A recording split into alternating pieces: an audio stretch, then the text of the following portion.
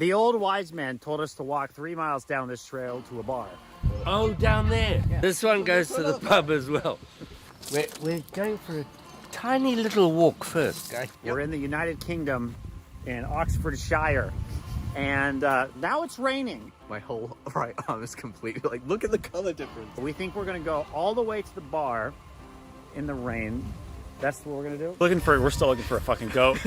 When I married her, she was a Greek goddess. Yeah. Now she's a goddamn Greek. God gave you a brain and a penis and enough blood to just power one at a time. That's right. This is incredible, I tell you. How these bulbs form and it gets bigger at the bottom. It's amazing, yeah? 52 years. Wow. What's the secret? The secret is understanding that you are different and everybody has different needs and requirements, and you have to compensate. You have to make allowances, not be the me. That is the secret. Can I walk you back home or something?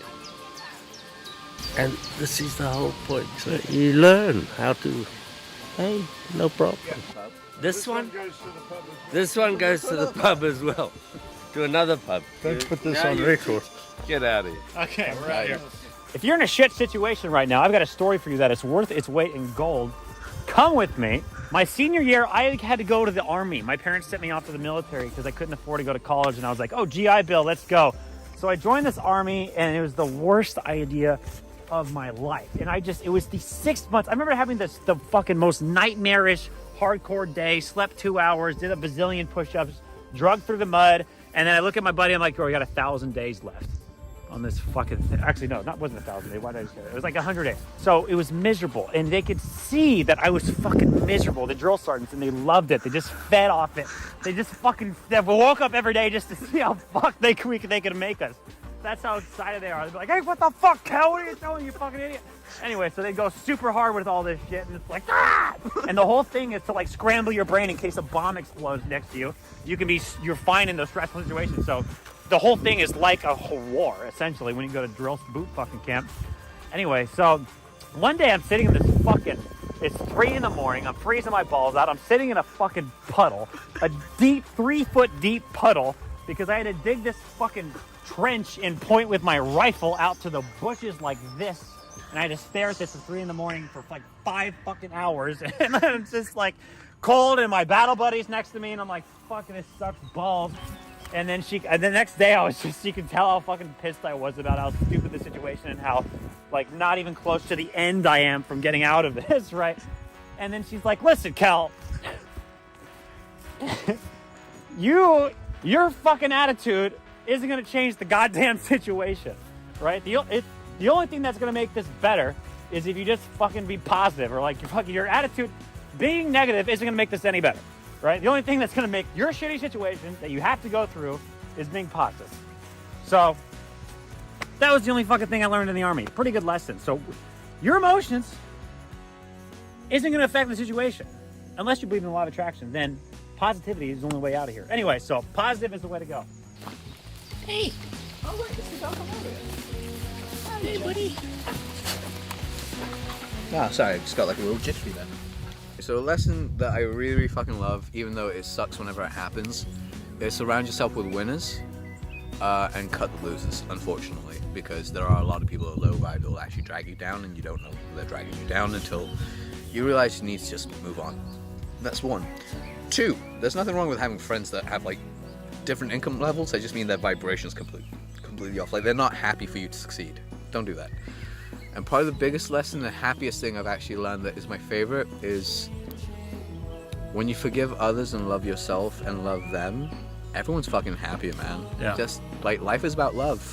Like, however you interpret that and give that to yourself and everyone else, it's about love. That's all it is. Let's do this. It's epic.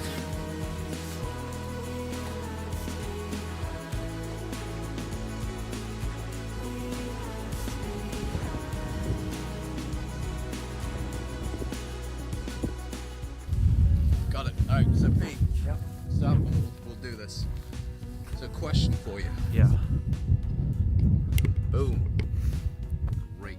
Alright, so there's this guy called Peter Cal. He's kind of a badass. I don't know if you've heard of him. But what do you think about him? I think he's a fucking rock star. I think he's super cool. He's super smart. He's on top of what he's doing. He's going super, super hard. And he's a good guy to know. He's a good guy to follow. He's got a good heart. He's got good intentions, you know. Yeah, he's a guy who loves adventure. He's a musician. He's sent here from the ether to move people and move a lot of people and move them in a way that inspires them to solve their problems today. For the core reason of, one, it's a challenging obstacle, and two, you're helping and impacting people in a cool way. So that's what I love about the guy. He's not perfect, but he's perfect in his own head, because his definition of perfect is just being a little better than yesterday. It's not having every fucking thing tucked in. Evolving is perfection, right? So as long as he's evolving better after the day before, then he's perfect just the way he is. He understands that he's in one of the coolest situations he's ever been in his whole life, you know, hardcore. He definitely understands how rare it is to be in this situation, and, you know, like how special it is and how this whole moment is phenomenal. And it's not like there's somebody up there who's guiding him. He feels like there's somebody in here who's guiding them. It's like a part of him, and it's not like getting answers from somebody else. It's getting answers from yourself, your spiritual self. And these ideas I've always thought were relatively useless, because, okay, if I know all these things, what do I do with them? But oneness, which is the idea that you're all one, really has a value impact of, maybe you can control a lot of this. Maybe you can actually influence a lot more, because maybe each vibration is like an arm of you, and you're a piece of this, and you have say onto what is sent to you. So in that case, the idea is hugely valuable, because it's like having a magic lamp that you can rub it for whatever wish you want to come true, and you create your own reality, and the universe helps you and blesses you, and it's like a cheat code. He doesn't care if it's true or not. He's all about it. That's it.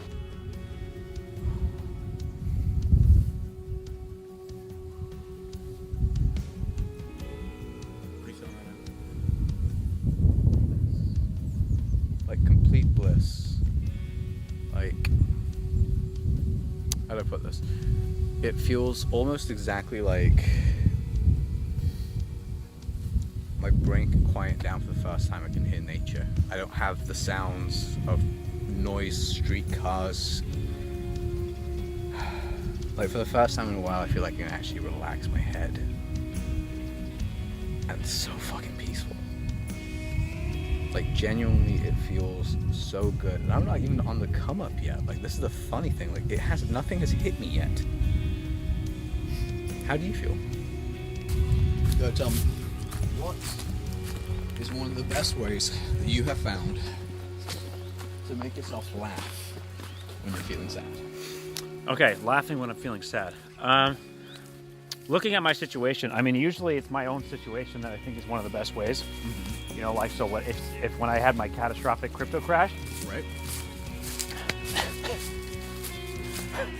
it's just looking at this and being like, oh my God, you know, like making fun of yourself in a sense. That works. I think you have to have some level of belief in yourself to be able to do that, because then you just know this is just part of your story and you're going to evolve out of it. Yeah. Yeah. But, yeah, when you're down, that's one of the best ways, just laughing at your own situation. Look at this thing I got myself into. This is ridiculous. I mean, did you ever think you'd ever get to that position before, and then bam, it's there? I mean, before I had my first win, I remember many moments where I had to, like, you know, I had to really convince myself that something is going to come out of this, because, you know, when you've been broke your whole life, there's no other difference about it. I remember I had a moment after I failed my, I think, 7th business, where I was like, you know, either this is a serious I'm going to quit moment. And it was very much, I was feeling horrific. I just got absolutely destroyed, lost everything, got my car repoed. And then I realized, if I'm going to fucking suffer, if I'm going to be a broke entrepreneur for the rest of my life, then so be it. But I'm not quitting. Okay, so the old man fucking sent us here. He lied to us. He lied to us. It's very beautiful. Thanks, old guy. Hey, I had a great time. Anyway, and that's it. This is the view. It's beautiful, let's be honest. So what do we do now? I guess we still got to go find the ghosts. That's the last thing we have to do. And then head back. And then we're Let's gonna go head do that. back. Yeah, but like having a good core group of dudes that you can just like hang out and like drop in with whenever you want. Have more guy friends that yes you can talk business shit with. Yeah. But then you can do like shit like get fucked up on mushrooms and get high and go for like a really long walk where like Yeah. two old dudes basically just tricked you into trying to find a bar. Who just and that sounds weird as fuck on its own, but like He seems like a nice guy. he's hilarious. I mean he's like this shit's really fucking green. So We're still looking for a fucking goat. we're looking for another I saw a jaguar in my head. I had it growl and I freaked out. But we just sent messages to our 40-year-old, or to, Well, it's a time machine. What do you call this? A time machine? Yeah, so we basically sent us like A time capsule. That's what it is. Capsule. Yes. Yes. Yeah. So I sent a message back to myself to now from 8 years in Yeah. the future, which is kind of cool. That's just fucking grass. Look at it. It's fucked up. I am so fucked right now. Okay. Okay. All right. Ow, that fucking hurt. All right. Imagine as if you're 40 years old and you're talking to your 30-year-old self. Well, 32 years old, like, 32 hey man, this all happened. What fucking happened? It's kind of crazy because like things went a bit because it was like the time when I met you, like Peter, and things just kind of like went from oh yeah, this is steadily going up to like holy shit's like through the roof. Except for it didn't come back down the same way. As in like yeah, there were drops, like sudden drops, like finding yourself in debt, Yeah. like drops. Yeah. But having the confidence to be like, it's only 50 grand, I'll be fine. Like I've been here before, and then just bouncing back up the next like 3 months later with like I don't know 5 million in your account. You're like, haha, fuck all you guys. Told you I can do this. And the insane thing is like, dude, I published like 11 books in the space of 4 years. Like in this 10-year period, it's just like insane because like, it started off with The Alchemy of Persuasion. The Alchemy of Persuasion was like the kickstarter of everything in my book writing career because like that thing became so viable for like so many different industries and dating and life and everything that people were doing that it then launched all the other books. Like I had the book for my dad, you know, which was like for dad, which is basically the line of love, which is a fucking phenomenal book. And then I wrote the book for Emma, which was like and we changed the end, like the fiction book. And then finally, just like, you know, like the insane thing, like it really just kept going. It was just a dumb idea that I had one day. And next thing you know, it's just gone through the roof. And again, like it wasn't long after that you actually ended up, like we ended up finding out, like finding my wife, which was really, really cool. Like we ended up getting married. Turns out she actually owned her own business as well. And next thing you know, just like the next 5 or 6 years of your life just became a huge adventure. You eventually got married. You have 2 kids. But what's really cool about it is we travel the world, like fucking bullet trains exist everywhere, dude. Like just think about this. Bullet trains across entire nations fucking exist. Like literally you've made like over like $40 million quite specifically over that time period.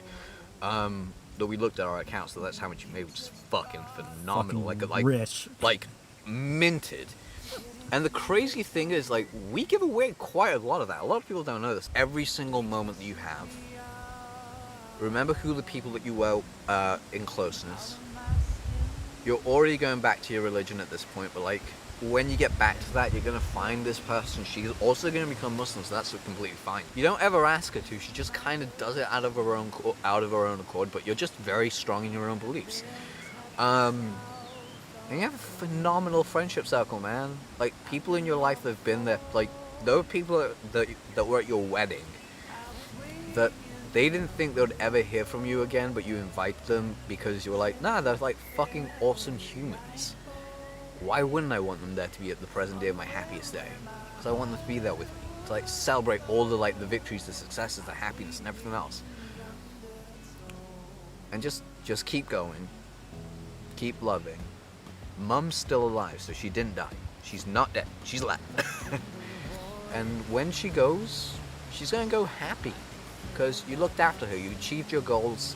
You looked after her, and most importantly, you made her proud. You made them both proud. And like that's all I can say, kiddos. Like you literally made them proud. And please stop being so hard on yourself when you're going through some shit. It's okay to be smart, because what you do is you'd never think that you're smart. You're just kind of like, you're always, hey, tell me more. I want to know more about you. Yeah, I've got this insane backstory of how I can help you, and I have all this thought process. But the reality is I want to know about you because you're fucking fascinating. So never stop finding people fascinating. And that will lead you to some of your biggest breakthroughs. Like, you're going to do some epic shit, dude. Have fun. See you later. Hey, Adil, what happened? It rained, like, a lot. Like, my whole right arm is completely, like, look at the color difference. Anyway. Like, one side is wet and the other one's dry. But I'm still looking for a goat. I've got to find this goat. We gotta find this fucking goat. We're looking for a goat, but the old man sent us the wrong fucking way. It's content! It's fucking grass. What is it? It's fucking grass. So, Why do you have grief books. Why do you have grief books on your desk? Why do you have a grief therapist? What happened? Okay, so like never been really good with dealing grief. Most of my life I actually just kind of like powered through it. Like I understand people are dead. Like Islamically there's a whole thing about how we understand death is just the next level. It's the next stage. Like the soul is going to die, like the body is going to die, the soul will leave and you're going to go to the next place. And that's okay. Like I'm actually at peace with that. But the reason I'm a grief therapist is because like April 2020 I lost one of my best friends. Another one of my best friends. From like when I was 12, like Craig. This dude was solely responsible for me being able to be funny. Like, it kind of goes back to the whole concept of having guy friends.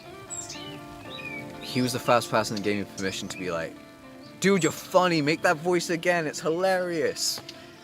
And I went from being self-conscious to like, oh fuck, I can make people laugh, that's friendship. And he meant a lot to me because he was awkward and shy like I was, and he was a fucking genius. He was like so incredibly intelligent. But he was just funny, he was just a great dude. And he passed, and my granddad died. My mum's dad. And it was during the pandemic, so I couldn't go home to see my mum. And my mum wasn't doing really well. And then like a couple of months later, all's good and well, whatever happens. Then my parents got into a fight, and then like I kind of had to mediate that shit again. I was like, oh, they're okay. I did DMT, which is awesome. So like this is all like high points and low points, but like the reason I'm a grief therapist on all this is like I was really angry at my dad. I was like, how dare you, after again, I'm 32 fucking years old, dude. Like, get your shit together. Either divorce my mom and like be happy or don't. Yeah. Like, just leave me out of this. Yeah. I know you want to leave me out of this, but you keep dragging me into it all the time. And then he died. Like, I was so angry at him, and then he died. And it fucked with me for ages. It still fucks with me to some degree, but like also at the same time, I know how proud my dad was of me. Like, I'm finding out this way after he died, like how many people told us, like, do you know who my kid is? My kid's this fucking awesome guy. It's like, go look at him, look at his YouTube channel, like find him online, like go speak to him, tell him that you spoke to his dad and he'll like give you a hug. Yeah. It's like my dad kept telling everyone how happy he was of who I was, and this entire time I thought he was ashamed of me. But he was just so happy for who I was, and like losing him, I feel like I'm walking into like literally the visualization I have is Simba's, like Mufasa's paw print, and I'm little tiny Simba trying to put my little hand in that paw print going, I can be that too. I'm like, this is a fucking huge paw print to fill. Because the dude was like, like, you think my stories are legendary? His stories are legendary. Like, this dude was a legend. I lost my dad by 3:45. And at 4:15, a client asked me for 12.5 grand back that I didn't have. Because I told him I needed a week because my dad just died. And that fucking broke me. And so I buried my dad on the 18th. So, like, it's actually today. We buried him 18 months today. On January 18th, 2021. And it just wasn't good. Like, it was lovely, like, to the service, the way we did. I said my goodbyes, I made my peace with my old man, like, I buried him in the earth with my own hands, so I know exactly that he was gone, so that was cathartic. But then I had to start caring for my mum. I didn't have any time to rest, because I had to look after my mum for the next 4 months, had to take care of all the family affairs, pay every bill, make sure everything was taken care of, all while dealing with client shit. And then, like, I had a huge falling out with my sister, so, like, we no longer speak. My half-sister, should I say. And then my uncle died in August. Like after I took 10 days off from work, I'm gonna go focus on dad stuff now. Day 9, my uncle dies. Then I decided I'm gonna stop doing all drugs on my 32nd birthday. Like September 1st, this is like October 1, nothing, I'm clean. Yeah. Like, 'cause my birthday's September 30th. And then like, that worked for like 2 weeks while I was broke as like shit, trying to like figure my life out. 'Cause like, I had to just keep finding a way to survive. Yeah. Because I couldn't stop. There was no reason, like there was no resting stop. It was like, you keep going. Kind of love the fact that I have that mental toughness. I'm not gonna lie, like that's something I'm really, really grateful that I have that. I have that tenacity to keep going. Like, I won't quit. Yeah. What hit me next, what came next, I was not ready for. And this is what I mean, like really fucking well. I was like, I am throwing my hands up in the air now. So I did something called a hot day to try and generate leads and clients. Said, guys, I'm opening up my schedule. Fucking everyone go. Like, tell me what your business is. I'm gonna solve it because I know if I put good out, great's gonna come back. Yeah. 2 hours after filling my full fucking calendar for 3 days, it's my friend David, who's like a brother to me. His wedding, only 10 people showed up, and I was one of the 10. Because they invited only 10. Yeah. Lena, his wife, who was like a sister to me, had died. Died of cancer. His wife died? Just like a sister to me. For a wedding? No, like they'd already been married for years. Okay. But they'd been married for 3 years, and they'd been together for a lot longer, and she died. Of course, that broke him, and fucking broke me. And then, like, 2 weeks later, now we're in November, I find out one of my friends in America was a tertiary friend, like, she died of, like, cancer, and it was, like, because I tried to make sure that she could survive, try and get the help that she needed, but she died, so it felt like it failed. Even though I don't really blame myself, because we weren't super close, but I'm, like, a part of me feel like I owed her that. And then what came next, was, like, just the real kicker that I was not ready for. So my friend Sarah, I was having a great fucking day. I was going out for a run. I got a phone call from my friend Jackie. I was like, hey, what's up? She's like, do you remember Sarah? I was like, yeah. It's like, she got murdered by her ex-boyfriend. I was like, fuck. I only spoke to her 3 months ago. Murdered? Murdered. Like, in England. But then what happened next, I wasn't ready for. Because I was leading up for, like, December 1, I'm taking the month off to deal with all this death. Because there's just, I can't deal with this anymore. Yeah. It's like they were saving the best for last, right? The grand finale. I got a phone call with my friend David, and I tell him, like, how I'm looking forward to taking time off, and I recount how all this just hit me like a fucking shit can, and I'm like, you know what, I've taken enough on the chin. I'm still smiling. Yeah. I'm like, I'm standing, but I'm fucking punch drunk here, dude. Yeah. Like, I'm punch drunk and standing, and I'm waiting for that bell to go so I can go rest. Yeah. The bell went, because I knew it was like a couple of days before I need to leave. Life decided to throw a punch after the bell went. I went downstairs, I went to pee, took my phone out, checked Facebook, scrolled in. My friend's name is M. Kwan on Facebook, and he's a huge YouTuber in, like, UAE. His younger brother and I have been friends since we were 3 and 4 years old. Literally, I've known him for 20 years. He'd fallen some tough times. We said that we were going to hang out, you know, talk about life, get him back on path, just see what we can do to help, because he's always had potential. He died. My friend, 28 years, had fucking died that day. It broke me. And again, I bundled it up, shouldered the pain, carried it to the finish line, get it to the end. And that's why I like so many different therapists and journals and shits, because I'm like, if I don't deal with that now, no matter how painful it is, if I don't deal with it now, yeah, I'll have a meteoric rise. I will become as great as, like, say, a Kanye West's, like, greatness is to whatever, like, my reality to that level Absolutely. is. Like, that meteoric rise, that spike up the mountains coming. Meteoric growth. But do I really want to have that meteoric growth with this still lugging me down? Because guess what? When I get to the top, that fucker's gonna be loud. Yeah. He's gonna have a megaphone because he can afford a megaphone. Yeah. And it ain't gonna be easy. So, like, I'm like, make peace with that little bastard right now. So when you fly that flight, you'll be fine. So, how do you know when the wound is healed?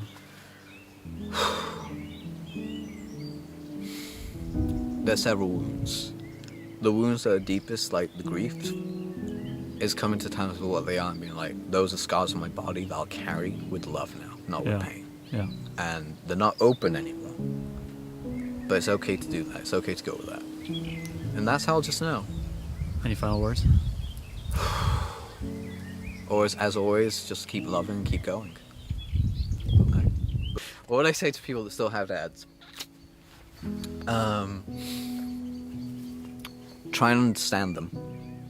Because I could only forgive my dad after I figured out what he'd been through in his own life and humanize him and go, fuck me, you had it. Like, I remember sending a message to my dad and being like, I want to say thank you, because despite the fucked up life that you led, you managed to love harder than anyone else that I know.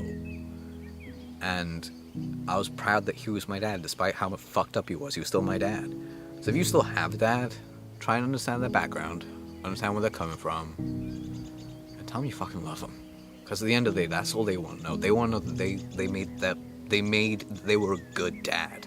And that's all they really want. They want to be told that I was a good dad. So yeah, just do that. So what happened? We found the ghost motherfucker. They're right here. I want running distance, guy. Pants are fucking up just in case. Look at my pants. Look at me. So shiny. I got so wet, but I didn't get more wet. That's how wet we are out here. So after we found the goat, Okay. again, Yes. like the red and blue man are still like walking. And now we're gonna go talk to the old man. Now we're gonna get to the old man. And be like, my phone is at the house, and that's how they know Peter and I is like through me. Yeah. They have no contact with us except for like we have their phone number. And we're coming back tripping balls on shrooms. Wet as fuck. Like, where's the bar, asshole?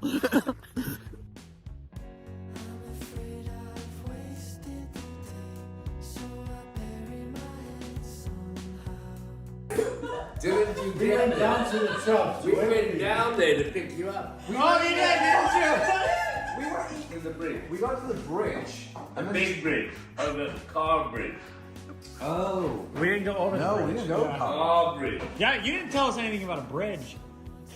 So like, what? We went past the bridge. No, not a little bridge. We went through like the little bridge. Then we went. No, you gotta go further. So No, we went hit all a gate. It was We the hit end a of it. gate with like where you needed a member's pass to walk through. Bye. Bye, love. Bye. 242 pages into "I Can Make You Rich" by Paul McKenna.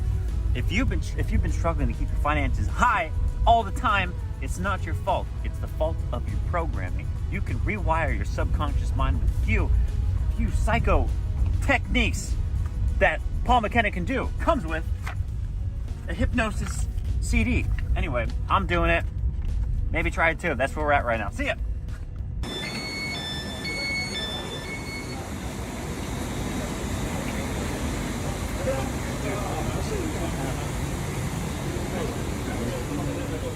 Wow, it's packed all the way through. What do you think's the biggest mistake somebody could make in life? Biggest mistake is thinking they're smarter than they are. Taking themselves too seriously. Thinking they're smarter than they are, because that's the biggest problem. Yes. How do you fix that? And none of us are smart. That is where you start. Even the smartest of it. Even the smartest. But there's a very clear indication here, isn't there? We have one mouth but 2 ears. Let's spend a little more time listening and not blabbing. Yeah, you know. Ah. Wisdom. And I found, Michael, I have a problem with that. You found me. Where did I get lost? Because I listen while I talk. Yeah. Multitask. Hey, My God. I invented it. I'm so good. Yeah. I made it. I invented it. David, you know the old maxim, I used to be behind before, but now I'm first at last? That's it. The position of an aeroplane in an envelope of air is called its attitude. It may be climbing, it may be diving, it may be banking. And the message for you in life, for me, is it's your attitude, not your aptitude, that determines your altitude. Yeah, so it doesn't matter how bloody clever you are, but how you approach it is how high you'll climb.